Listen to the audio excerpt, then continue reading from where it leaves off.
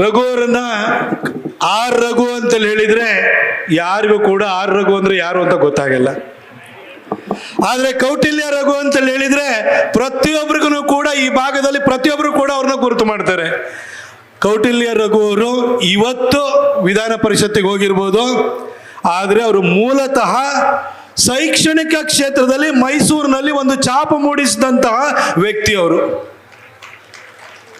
ಕೈಗೆಟಕುವಂತಹ ಬೆಲೆನಲ್ಲಿ ಗುಣಮಟ್ಟದ ಶಿಕ್ಷಣವನ್ನು ಕೊಟ್ಟು ಮೈಸೂರಿಗರ ವಿಶ್ವಾಸಕ್ಕೆ ಪಾತ್ರರಾಗಿರುವಂಥವ್ರು. ಹಾಗೆ ಅವ್ರ ಹತ್ರ ಯಾವಾಗಲೇ ಮಾತಿಗೆ ಕೂತಾದಲ್ಲೂ ಕೂಡ ಅವರು ಒಂದು ಸಮುದಾಯದ ಬಗ್ಗೆ ಮಾತಾಡಲ್ಲ. ಅವರು ಸಣ್ಣ ಸಣ್ಣ ಸಮುದಾಯಗಳು ಯಾವಿದೆ, ಈ ಮೈನಾರಿಟಿ ಕಮ್ಯುನಿಟಿಗಳೇನಿದೆ, ಇವ್ರನ್ನೆಲ್ಲ ಒಟ್ಟಿಗೆ ಸೇರಿಸಿದ್ರೆ ಅಂದರೆ ಸಣ್ಣ ಸಣ್ಣ ತೊರೆಗಳು ಬಂದರೆ ಒಂದು ನದಿಯಾಗಿ ಹೇಗೆ ಪರಿವರ್ತನೆ ಆಗುತ್ತೆ, ಭಾರತೀಯ ಜನತಾ ಪಕ್ಷಕ್ಕೆ ಎಲ್ಲ ಸಣ್ಣ ಸಮುದಾಯಗಳನ್ನು ನಾನು ಒಟ್ಟಿಗೆ ತಂದು ಒಂದು ದೊಡ್ಡ ನದಿಯಾಗಿ ಪ್ರವಾಹವಾಗಿ ಸೃಷ್ಟಿಸಿಕೊಳ್ಳುವಲ್ಲೇ ನನಗೆ ರಾಜಕೀಯ ಪ್ರಾತಿನಿಧಿತ್ವವನ್ನು ಕೊಟ್ಟರೆ ಇದನ್ನೆಲ್ಲ ಮಾಡ್ಲಿಕ್ಕೆ ನನಗೊಂದು ಶಕ್ತಿ ಬರುತ್ತೆ ಅಂತ ಸದಾ ಹೇಳ್ತಾ ಇದ್ರು. ಅದನ್ನು ಅರ್ಥ ಮಾಡಿಕೊಂಡು ಗುರುತಿಸಿ ನಮ್ಮ ರಾಜ್ಯ ನಾಯಕರುಗಳಾಗಿರುವಂತಹ ರಾಜ್ಯಾಧ್ಯಕ್ಷರಾದಂಥ ವಿಜೇಂದ್ರ ಅವರು, ಪ್ರತಿಪಕ್ಷದ ನಾಯಕರಾಗಿರುವಂಥ ಅಶೋಕಣ್ಣವರು, ನಮ್ಮ ಪಕ್ಷದ ಎಲ್ಲ ನೇತಾರರು ಸೇರಿ ಅವರಿಗೊಂದು ಪ್ರಾತಿನಿಧಿತ್ವವನ್ನು ಕೊಟ್ಟಿದ್ದಾರೆ. ಅದಕ್ಕೋಸ್ಕರ ಎಲ್ಲ ಕಾಯಕ ಸಮುದಾಯಗಳ ಪರವಾಗಿ ನಮ್ಮ ಬಿಜೆಪಿಯ ನಾಯಕತ್ವಕ್ಕೆ ನಾನು ಧನ್ಯವಾದವನ್ನು ಹೇಳಲಿಕ್ಕೆ ಬಯಸ್ತೇನೆ. ನೇರವಾಗಿ ಒಂದು ಎರಡೇ ವಿಚಾರ, ಯಾಕೆಂದರೆ ಎಲ್ಲರೂ ಮಾತಾಡಲಿಕ್ಕಿದೆ. ಬಿಜೆಪಿನಲ್ಲಿ ನಾವು ಅಹಿಂದ ಅಂತ ಬೋರ್ಡ್ ಹಾಕೊಂಡು ಓಡಾಡಲ್ಲ, ಆದರೆ ಸಣ್ಣ ಸಣ್ಣ ಜಾತಿ ಜನಾಂಗಗಳಿಗೆ ಯಾರಾದರೂ ಈ ರಾಜ್ಯದಲ್ಲಿ ಅತಿ ಹೆಚ್ಚು ಪ್ರಾಧಾನ್ಯತೆಯನ್ನು ಕೊಟ್ಟಿದ್ರೆ, ಈ ಸೋಷಿಯಲ್ ಇಂಜಿನಿಯರಿಂಗ್ ಅಂತ ಹೇಳ್ತಾರಲ್ಲ, ಅದನ್ನು ಕರ್ನಾಟಕದಲ್ಲಿ ಸೂಕ್ತ ರೀತಿಯಲ್ಲಿ ಕಳೆದ 25 ವರ್ಷಗಳಲ್ಲಿ ಪ್ರಯೋಗವನ್ನು ಮಾಡಿದ್ರೆ ಅದು ಸನ್ಮಾನ್ಯ BS ಯಡಿಯೂರಪ್ಪ ಸಾಹೇಬ್ರದು. ಈ ಭಾಗದಲ್ಲಿ 1981ರಲ್ಲಿ ಏರಿಯಾ ರಿಸ್ಟ್ರಿಕ್ಷನ್ ಆಕ್ಟ್ ಬಂದಾದ ನಂತರ ನಮ್ಮ ನಾಯಕ ಸಮುದಾಯಕ್ಕೆ, ನಮ್ಮ ST ಸಮುದಾಯಕ್ಕೆ ರಿಸರ್ವೇಶನ್ ಒಂದು ಕೈ ತಪ್ಪಿ ಹೋಗಿತ್ತು. 40 ವರ್ಷಗಳ ಕಾಲ ಸತತವಾಗಿ ಹೋರಾಟವನ್ನು ಮಾಡ್ತಾ ಇದ್ರು. ಅವರಿಗೆ ನ್ಯಾಯನ ಕೊಡಬೇಕು ಅನ್ನೋ ಪ್ರಶ್ನೆ ಬಂದಾಗ ಯಡಿಯೂರಪ್ಪ ಸಾಹೇಬರು ಮುಖ್ಯಮಂತ್ರಿ ಆಗಿದ್ರು. ಆಗ ನಮಗೆ ಕುಲಶಾಸ್ತ್ರೀಯ ಅಧ್ಯಯನ ಮಾಡಬೇಕು ಅಂತ ಹೇಳಿ ಅದು ಸುಪ್ರೀಂ ಕೋರ್ಟ್ನ ಆದೇಶದ ಅನ್ವಯ ಅದು ಕಡ್ಡಾಯವಾಗಿತ್ತು. ಹಾಗಾಗಿ ಇಲ್ಲೇ ಮೈಸೂರಿನಲ್ಲಿ KSTR ಅಂತ Karnataka state tribal research institute ಅಂತ ಮಾಡಿ ಸುಮಾರು 10 ಕೋಟಿಗಿಂತ ಜಾಸ್ತಿಯನ್ನು ಕೊಟ್ಟು ಆ ಕುಲಶಾಸ್ತ್ರೀಯ ಅಧ್ಯಯನ ಮಾಡಿದಂಥವ್ರು ಇವತ್ತು ನಾಯಕ ಸಮುದಾಯಕ್ಕೆ ನಾವು ಅವ್ರನ್ನ ST ಕ್ಯಾಟಗರಿಗೆ ನಮ್ಮಲ್ಲಿ ಪರಿವಾರದವ್ರನ್ನ ಸೇರಿಸಿದ್ರೆ ಅದಕ್ಕೆ ಯಡಿಯೂರಪ್ಪ ಸಾಹೇಬ್ರೆ ಮೂಲ ಕಾರಣೀಭೂತರು. ಅದಾದ ನಂತರ ನಮ್ಮ ಸರ್ಕಾರ ಬಂದಾದ್ಮೇಲೆ ನಮ್ಮ ಶ್ರೀರಾಮುಲು ಅಣ್ಣ ಇಲ್ಲೇ ಇದ್ದಾರೆ. ಶ್ರೀರಾಮುಲು ಅಣ್ಣ ಇರ್ಬೋದು, ಅನಂತಕುಮಾರ್ ಸಾಹೇಬ್ರು ಇರ್ಬೋದು, ಪ್ರಹ್ಲಾದ್ ಜೋಶಿ ಅವರು ಇರ್ಬೋದು, ಸದಾನಂದ ಗೌಡರು ಇರ್ಬೋದು, ನಾವೆಲ್ಲ ಸಂಘಟಿತವಾದಂತಹ ಪ್ರಯತ್ನ ಮಾಡಿ ಈ ಭಾಗದಲ್ಲಿ ಅಪ್ಪಣ್ಣ ದೊಡ್ಡ ಹೋರಾಟವನ್ನು ಮಾಡಿದ್ರು. ಹಾಗೆ ಸಿದ್ದರಾಜಣ್ಣನ ಇದ್ರು, ನಮ್ಮ ಮೇಯರ್ ಶಿವಕುಮಾರ್ ಇದ್ರು, ಎಲ್ಲರೂ ನಾವು ಸಂಘಟಿತವಾಗಿ ಪ್ರಯತ್ನ ಮಾಡಿದ್ರು. ಯಡಿಯೂರಪ್ಪ ಸಾಹೇಬ್ರು ಯಾವ ಉದ್ದೇಶವನ್ನು ಇಟ್ಕೊಂಡೋಗಿದ್ರು ಆ ಉದ್ದೇಶವನ್ನು ಈಡೇರಿಸಿ ಇವತ್ತು ಪರಿವಾರ ಸಮುದಾಯಗಳಿಗೆ ಮೈಸೂರು ಭಾಗದಲ್ಲಿ ನ್ಯಾಯ ಕೊಟ್ಟಿದ್ದು ಬಿಜೆಪಿನೇ ಹೊರತು ಬೇರೆ ಯಾವ ಪಕ್ಷಗಳು ಅಲ್ಲ. ಅದಕ್ಕೆ ಮೂಲ ಕಾರಣೀಭೂತರು ಯಾರು? ನಮ್ಮ ಯಡಿಯೂರಪ್ಪ ಸಾಹೇಬರು. ಹಾಗೆ ವಿಶ್ವಕರ್ಮ ಸಮುದಾಯದಕ್ಕೂ ಕೂಡ ಆ ವ್ಯಕ್ತಿ ಇವತ್ತು ನಮ್ಮ ಜೊತೆಯಲ್ಲೇ ಇರ್ಬೋದು, ಆದರೆ ಆ ವ್ಯಕ್ತಿಗೂ ಕೂಡ ವಿಶ್ವಕರ್ಮ ಸಮುದಾಯಕ್ಕೂ ವಿಧಾನ ಪರಿಷತ್ತಲ್ಲಿ ಪ್ರಾತಿನಿಧಿತ್ವವನ್ನು ಕೊಟ್ಟಂತವ್ರು ನಮ್ಮ ಯಡಿಯೂರಪ್ಪ ಸಾಹೇಬರು. ಒಂದು ಸಣ್ಣ ಸಣ್ಣ ಗಾಣಿಗ ಸಮುದಾಯದವ್ರನ್ನ ಕರ್ಕೊಂಡ್ಬಂದು ಅವರಿಗೆ ರೆಪ್ರೆಸೆಂಟೇಷನ್ ಕೊಟ್ಟರು. ಅವರ ವೆಲ್ಫೇರ್ ಸ್ಕೀಮ್ಗಳಿತ್ತು, ಎಲ್ಲ ಜನರನ್ನು ಕೂಡ ತಟ್ಟಿದು ಇವತ್ತು ಕಾಯಕ ಸಮುದಾಯಗಳ ಒಬ್ಬ ಪ್ರತಿನಿಧಿ ರೀತಿಯಲ್ಲಿ ಇವತ್ತು ಕೌಟಿಲ್ಯ ರಘು ಅವರಿಗೆ, ಸನ್ಮಾನ್ಯ ವಿಜೇಂದ್ರ ಅವರು, ಅಶೋಕಣ್ಣವರು ಹಾಗೂ ನಮ್ಮೆಲ್ಲ ನಾಯಕರು ಪ್ರಾತಿನಿಧಿತ್ವವನ್ನು ಕೊಟ್ಟಿದ್ದಾರೆ. ಬಿಜೆಪಿ ಸದಾ ನಿಮ್ಮ ಪರವಾಗಿರುತ್ತದೆ. ನಾವು ಭಾಷಣ ಹೊಡೆಯಲ್ಲ, ಆದರೆ ಕೃತಿಯಲ್ಲಿ ಮಾಡಿ ತೋರಿಸ್ತೀವಿ ಅನ್ನೋದಕ್ಕೆ ಇದೊಂದು ಉದಾಹರಣೆ ಅಂತ ಹೇಳಲಿಕ್ಕೆ ಬಯಸ್ತೇನೆ.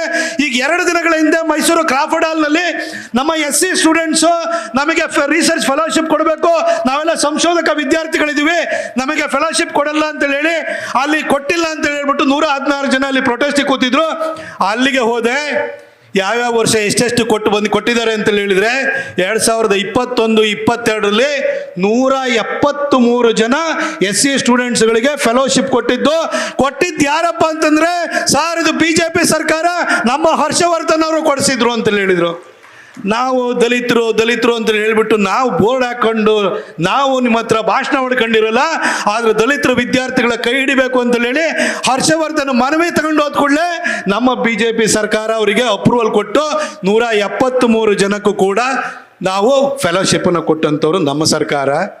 ಹೀಗೆ ನಾವು ಯಾವಾಗಲೂ ಪರವಾಗಿ ಇದ್ದೀವಿ. ಮುಂದಿನ ದಿನಗಳಲ್ಲೂ ಕೂಡ ಕಾಯಕ ಸಮುದಾಯರು ಭಾಳ ದೊಡ್ಡ ಸಂಖ್ಯೆಯಲ್ಲಿ ಬಂದಿದ್ದೀರಿ. ನೀವು BJPನ ಕೈ ಹಿಡಿಬೇಕು ಅಂತ ನಾನು ನಿಮ್ಮ ಹತ್ರ ಕೇಳ್ಕೊಳ್ತಾ, ಹಾಗೆ ಕಡೆಯದಾಗಿ ನಮ್ಮ ಮಾಧ್ಯಮಗಳ ಗಮನಕ್ಕೂ ಒಂದು, ಇವತ್ತು ನಮ್ಮ ರಾಜ್ಯ ಸರ್ಕಾರ ಒಂದು PRC ಅಂತೇಳಿ ಪರ್ಮನೆಂಟ್ ರೆಸಿಡೆನ್ಸ್ ಸರ್ಟಿಫಿಕೇಟ್ ಅಂತೇಳಿ ಹೇಳಿ ಒಂದು ಅಧಿಸೂಚನೆಯನ್ನು ಹೊರಡಿಸಿದ್ದಾರೆ. ಇದ್ರ ಬಗ್ಗೆ ನಾವೆಲ್ಲರೂ ಕೂಡ ಆತಂಕಿತರಾಗಬೇಕು, ಜಾಗೃತರು ಆಗಬೇಕು, ಇದ್ರ ವಿರುದ್ಧ ಹೋರಾಟನೂ ಮಾಡಲೇಬೇಕು ನಾವು.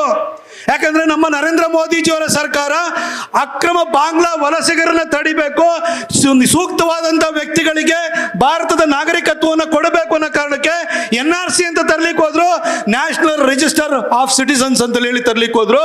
ಆಗ ಇದೇ ಕಾಂಗ್ರೆಸ್ ವಿರೋಧ ವ್ಯಕ್ತಪಡಿಸಿತು. ಭಾರತದ ನಾಗರಿಕರು ಯಾರು, ಭಾರತಕ್ಕೆ ಅತಿಕ್ರಮಣವಾಗಿ ಅಕ್ರಮವಾಗಿ ಬಂದಿರೋರು ಯಾರು ಅನ್ನೋದನ್ನ ಡಿಫ್ರೆನ್ಶಿಯೇಟ್ ಮಾಡಲಿಕ್ಕೆ NRC ತರಕ್ಕೆ ಹೊರಟರು. ಅದನ್ನು ವಿರೋಧಿಸಿದಂಥ ಕಾಂಗ್ರೆಸ್ಸು ಸದ್ದಿಲ್ದಲೇ PRC ತಂದಿದೆ. ಇವಾಗ ಪರ್ಮನೆಂಟ್ ರೆಸಿಡೆನ್ಸ್ ಸರ್ಟಿಫಿಕೇಟ್ ಅಂತೇಳಿ ಶಾಶ್ವತ ನಿವಾಸ ಪ್ರಮಾಣ ಪತ್ರವನ್ನು ಕೊಡ್ತಾರೆ. ಯಾಕೆ? ಪಶ್ಚಿಮ ಬಂಗಾಳದಲ್ಲಿ NRC ಬರೋಕ್ಕಾಗಿರ್ಲಿಲ್ಲ, ಅದಕ್ಕೆ SIR ತಗೊಂಬಂದ್ರು, ಸ್ಪೆಷಲ್ ಇಂಟೆನ್ಸಿವ್ ರಿವಿಷನ್ ಅಂತ ತಗೊಂಬಂದ್ರು. ಅಲ್ಲಿ ದಾಖಲೆಗಳನ್ನ ಪರಿಶೀಲಿಸಿ ಅಲ್ಲಿ ವೋಟಿಂಗ್ ರೈಟ್ ಅನ್ನು ಕೊಡಕ್ ಬಂದಾಗ 90 ಲಕ್ಷ ಜನ ಅಕ್ರಮ ಬಾಂಗ್ಲಾ ವಲಸಿಗರು ಯಾರಿದ್ರು ಅವರನ್ನ ಓಟಿಂದ ಹೊರಗಡೆ ಇರುವಂತ ಕೆಲಸ ಆಯಿತು. ಅಲ್ಲಿ ಒಂದು ರಾಷ್ಟ್ರವಾದಿ BJP ಪಕ್ಷ ಪಶ್ಚಿಮ ಬಂಗಾಳದಲ್ಲಿ ಅಧಿಕಾರಕ್ಕೆ ಬಂತು. ಇವತ್ತು ಕರ್ನಾಟಕದಲ್ಲಿ SIR ಬಂದಿದೆ, SIR ಅಲ್ಲೂ ಡಾಕ್ಯುಮೆಂಟ್ ಕೇಳ್ತಾ ಇದ್ದಾರೆ. ಹಾಗಾಗಿ DK ಶಿವಕುಮಾರ್ ಅವರು ಈ PRC ಅಂತ ಶಾಶ್ವತ ನಿವಾಸ ಪ್ರಮಾಣ ಪತ್ರ ಕೊಡ್ತೀವಿ ಅಂತ ಯಾಕೆ ಹೊರಟಿದ್ದಾರೆ? NRCನ ವಿರೋಧಿಸೋದು, ಅದನ್ನು ಮಾಡುವಂತ ಹಕ್ಕಿರೋದು ಕೇಂದ್ರ ಸರ್ಕಾರಕ್ಕೆ. DK ಶಿವಕುಮಾರ್ ಯಾಕೆ ಮಾಡ್ಲಿಕ್ಕೆ ಹೊರಟಿದ್ದಾರೆ? ವೆಸ್ಟ್ ಬೆಂಗಾಲಲ್ಲಿ 90 ಲಕ್ಷ ಟೋಪಿ ವಾಲಗಳು ಯಾರಿದ್ರು, ಆ ಟೋಪಿ ವಾಲಗಳು ನಮ್ಮವರಲ್ಲ, ಅವರು ಹೊರಗಿನವರು ಅಕ್ರಮವಾಗಿ ಬಂದಿದ್ರು ಅಂತ ಗೊತ್ತಾಯ್ತು. ಆ ಟೋಪಿ ವಾಲಗಳು ವೆಸ್ಟ್ ಬೆಂಗಾಲಲ್ಲಿ ಸುವೇಂದ್ರ ಅಧಿಕಾರಿ ಬಂದಾದ ಕೂಡಲೇ ಕರ್ನಾಟಕಕ್ಕೂ ಬಂದಿದ್ದಾರೆ. ಸಾಲಾಗಿ ದಂಡಾಗಿ ಇದೇ ರೈಲ್ವೆ ಸ್ಟೇಷನ್ ಅಲ್ಲಿ ಬಂದು ಇಳಿತಾ ಇದ್ದಾರೆ. ಅದಕ್ಕೆ ಅವರಿಗೆಲ್ಲರೂ ಇಲ್ಲಿ ಮತ್ತೆ 2028ರಲ್ಲಿ ನಾನೇ ಮುಖ್ಯಮಂತ್ರಿ ಅಂತಿದಾರಲ್ಲ, ಮುಖ್ಯಮಂತ್ರಿ ಆಗಬೇಕು ಅಂತಂದ್ರೆ ಟೋಪಿ ವಾಲಗಳಿಗೆ ಶಾಶ್ವತವಾಗಿ ನಿವಾಸ ಪ್ರಮಾಣ ಪತ್ರವನ್ನ ಕೊಡಬೇಕು. ಅದಕ್ಕೋಸ್ಕರವಾಗಿ ಸದ್ದಿಲ್ದಲ್ಲೇ PRC ತಂದಿದ್ದಾರೆ. ಇದನ್ನ ನಾವು ಗಮನಿಸಬೇಕು ಬಂಧುಗಳೇ. ಸಿದ್ದರಾಮಯ್ಯನವರಾದ್ರೂ ಕೂಡ ನೇರವಾಗಿ ವಿರೋಧಿಸ್ತಾ ಇದ್ರು. ನಮಗೆ ನಮ್ಮ ಹಿಂದೂ ವಿರೋಧಿ ಯಾರು ಅಂತ ಕಾಣಿಸ್ತಾ ಇತ್ತು. ಆದ್ರೆ DK ಶಿವಕುಮಾರ್ ಕೈ ತುಂಬಾ ದಾರ ಕಟ್ಕೊಂಡಿರ್ತಾರೆ, ಕೊರಳು ತುಂಬಾ ಹಾರ ಹಾಕೊಂಡಿರ್ತಾರೆ, ಬೆಳಗ್ಗೆ ಎದ್ದು ಕೂಡಲೇ ದೇವಸ್ಥಾನಕ್ಕೆ ಹೋಗ್ತಾರೆ. ಇವರೇನು ಹಿಂದೂ ಭಕ್ತರು, ಬಹಳ ಹಿಂದೂ ಪರವಾಗಿದ್ದಾರೆ ಅಂತ ದಯವಿಟ್ಟು ನೀವು ಮಿಸ್ಟೇಕ್ ಮಾಡ್ಕೊಳಕ್ ಹೋಗ್ಬೇಡಿ. ಶಿವನ ಬೆಟ್ಟ, ಕಪಾಲೆ ಬೆಟ್ಟವನ್ನ ಏಸು ಬೆಟ್ಟ ಮಾಡಕ್ ಹೋಗಿದೆ ಇದೇ DK ಶಿವಕುಮಾರ್. ದಯವಿಟ್ಟು ಅವರು PRC ತರ್ತಾ ಇರೋದ್ರ ಹಿಂದೆನೂ ಕೂಡ ಉದ್ದೇಶ ಶುದ್ಧಿ ಇಲ್ಲ. ಟೋಪಿ ವಾಲಾಗಳನ್ನ ವೋಟರ್ ಲಿಸ್ಟ್ ಅಲ್ಲಿ ಉಳಿಸ್ಬೇಕು ಅಂತ ಹೇಳಿ SIR ಬಂದಿರುವಂತ ಸಂದರ್ಭದಲ್ಲೇ PRC ತಂದಿದ್ದಾರೆ. ಇದಕ್ಕೆ ನಾವೆಲ್ಲರೂ ಕೂಡ ಇದು ಜಾಗೃತರಾಗಬೇಕು, ಹೋರಾಟ ಮಾಡಬೇಕು ಅಂತ ಹೇಳ್ತಾ ನನಗೆ ಮಾತಾಡಲಿಕ್ಕೆ ಅವಕಾಶ ಮಾಡಿಕೊಟ್ಟ ಎಲ್ಲರಿಗೂ ಮತ್ತೊಂದು ಸರಿ ನಮ್ಮ ಎಲ್ಲ ಕಾಯಕ ಸಮುದಾಯಗಳಿಗೆ ಹೇಳಲಿಕ್ಕೆ ಬಯಸ್ತೀನಿ, ನಿಮ್ಮೆಲ್ಲರ ಪ್ರತಿನಿಧಿಯಾಗಿ ರಘು ಅವರನ್ನು ನೀವು ಬೆಳೆಸಿ, ನೀವು ಕೈ ಹಿಡಿದ್ರೆ ಮುಂದೊಂದು ದಿನ ಇನ್ನೂ 10 ಜನಕ್ಕೆ ಪ್ರಾತಿನಿಧ್ಯ ಕೊಡಲಿಕ್ಕೆ ಅವಕಾಶವನ್ನು ಮಾಡಿಕೊಡ್ಲಿಕ್ಕೆ ನೀವು ರಘುವರನ್ನ ಕೈ ಹಿಡಿದು ಬೆಳೆಸಿದ್ರೆ ಮಾತ್ರ BJPಗೆ ಆ ಧೈರ್ಯ ಬರುತ್ತೆ. ಎಲ್ಲರೂ ನಮ್ಮ ಜೊತೆ ಇದ್ದಾರೆ, ನಮಗೆ ಬೆಂಬಲ ಕೊಡ್ತಾರೆ ಅಂತ ಅಂದಾಗ ನಿಮಗೆ ಇನ್ನೂ ಹೆಚ್ಚಿನ ಆದ್ಯತೆಯನ್ನು ಕೊಡಲಿಕ್ಕೆ ಅನುಕೂಲ ಆಗುತ್ತೆ. ದಯವಿಟ್ಟು ಈ ಭಾಗದಲ್ಲಿ ರಘುವರನ್ನ ಕಾಯಕ ಸಮುದಾಯಗಳ ನಾಯಕರಾಗಿ ಬೆಳೆಸಿ ಅಂತೇಳಿ ಹೇಳ್ಬಿಟ್ಟು ಮಾತ್ರ ಮನವಿಯನ್ನು ಮಾಡಿಕೊಂಡು ನನ್ನ ಮಾತನ್ನು ಮುಗಿಸ್ತೀನಿ. ಬೋಲೋ ಭಾರತ್ ಮಾತಾ ಕಿ. ನ್ಯೂಸ್ ಫಸ್ಟ್, ನಿರ್ಭೀತಿಯಿಂದ ನಿಮ್ಮ ಪರವಾಗಿ.